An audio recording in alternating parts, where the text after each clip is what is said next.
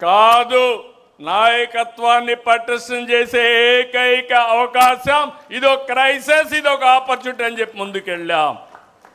మనం ఈ విధంగా ముందుకు పోతా ఉంటే ఈరోజు మంచి చేయడమే కాదు, మహానాడు ద్వారా అందరికీ విజ్ఞప్తి చేస్తున్నా, చెడును అడ్డుకోవడం కూడా అవసరమే.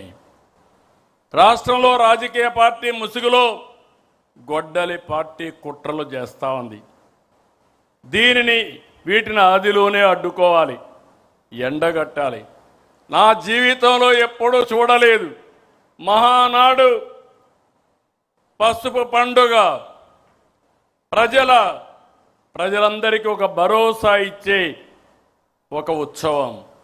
ఇలాంటి రోజున ఈరోజు ఏదో మీటింగ్ పెట్టుకొని దీన్ని డైవర్ట్ చేయాలనుకుంటే నీలాంటి వాళ్ళు ఎన్ని కుయుక్తులు వన్నినా ఏ మాత్రం డైవర్ట్ చెయ్యలేరు, డీవియేషన్ చెయ్యలేరు. అయితే ఇక్కడ మనం గుర్తుపెట్టుకోవాలి, ఇది క్రూయల్ మెంటాలిటీకి, నేర చరిత్రకి ఉదాహరణ.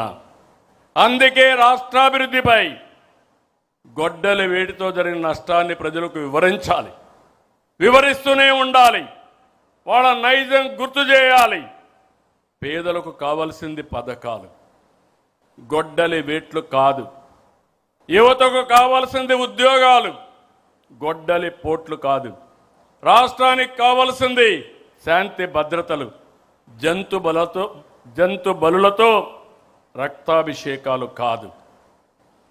రక్త చరిత్ర రాసేవాళ్ళు స్వర్ణాంధ్ర చరిత్ర లిఖించలేరు.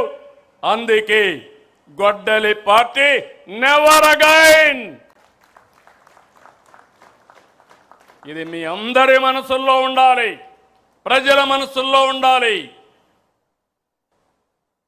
వేట కొడవళ్ల నుంచి గొడ్డలికి మారడం వాళ్ళ విధానం. ఐటీ నుంచి క్వాంటం దిశగా ఎదగడం మన విధానం. Both are not same.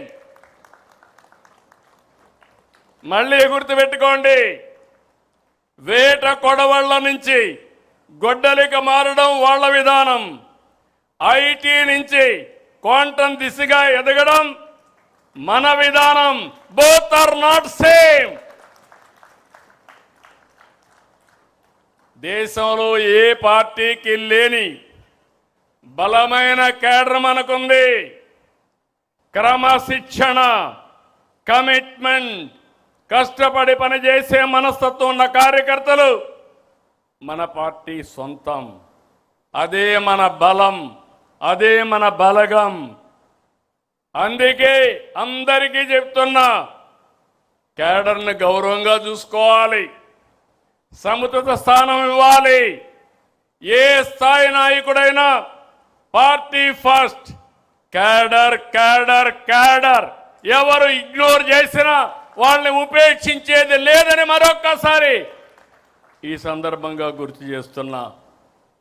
175 మంది ఎమ్మెల్యేలే కాదు నాయకులు, 25 మంది ఎంపీలే కాదు నాయకులు, బూత్ స్థాయిలో ఉండే ప్రతి ఒక్క కార్యకర్త నాయకుడే. మనం తయారు చేయవలసింది అనుచరులు కాదు, నాయకుల్ని తయారు చేయాలి. రాష్ట్రానికి విజన్ ఉన్నట్టే పార్టీకి ఒక విజన్ తయారు చేసుకుంటున్నాం. నాకు 2 బాధ్యతలు ఉన్నాయి, ఈ పార్టీకి 2 బాధ్యతలు ఉన్నాయి. విజన్ 2047 స్వర్ణాంధ్ర. అదే సమయంలో పార్టీకి 2047కి ఒక విజన్ తయారు చేసుకుంటాం. ఇక్కడ ప్రతి ఒక్క కార్యకర్తకి చెప్తున్నాం, ప్రతి ఒక్క నాయకుడికి చెప్తున్నాం. ఈరోజు మనందరం కూడా ఎక్కడికక్కడ సమర్థవంతమైన నాయకత్వాన్ని తయారు చేసుకోవడానికి నిరంతరం తెలుగుదేశం పార్టీ ఎప్పుడు కూడా నాయకుల్ని తయారు చేసే విశ్వవిద్యాలయం ఇది. ఈ విశ్వవిద్యాలయంలో చదివిన వాళ్ళే వేరే ప్రాంతాల్లో వేరే పార్టీలో రాణిస్తారు తప్ప వేరేది కాదని మరొక్కసారి విజ్ఞప్తి చేస్తున్నా. ఇంకొక పక్క సోషల్ రీఇంజనీరింగ్, జనాభా దామాషా ప్రకారం అందరికీ న్యాయం చేయడం తెలుగుదేశం పార్టీ సిద్ధాంతం. ఈ విషయం మనం గుర్తుపెట్టుకోవాలి. వెనుకబడిన వర్గాలు తెలుగుదేశం పార్టీకి వెన్నెముక. అలాంటి వెనుకబడిన వర్గాలకి మనం రుణపడి ఉన్నాం. వాళ్ళని ఆదుకోవాల్సిన బాధ్యత, గౌరవించవలసిన బాధ్యత నాయకత్వానికి ఉందని మరొక్కసారి విజ్ఞప్తి చేస్తున్నాం. అందుకని కొత్తగా కొన్ని ప్రోగ్రామ్స్ కూడా తీసుకుంటున్నాం. ఇప్పుడే చెప్పారు, ట్రెజరర్ గారు చెప్పారు, జనరల్ సెక్రటరీ గారు చెప్పారు. ఈరోజు మనం 160 కోట్ల రూపాయలు దగ్గర కార్యకర్తల సంక్షేమం కోసం ఇన్సూరెన్స్ కింద మనం డబ్బులు ఇచ్చాం. ఈరోజు అందుకనే మళ్ళీ ఒక విభాగాన్నే పెట్టాం, ఎడ్యుకేషన్, ఎంప్లాయ్మెంట్.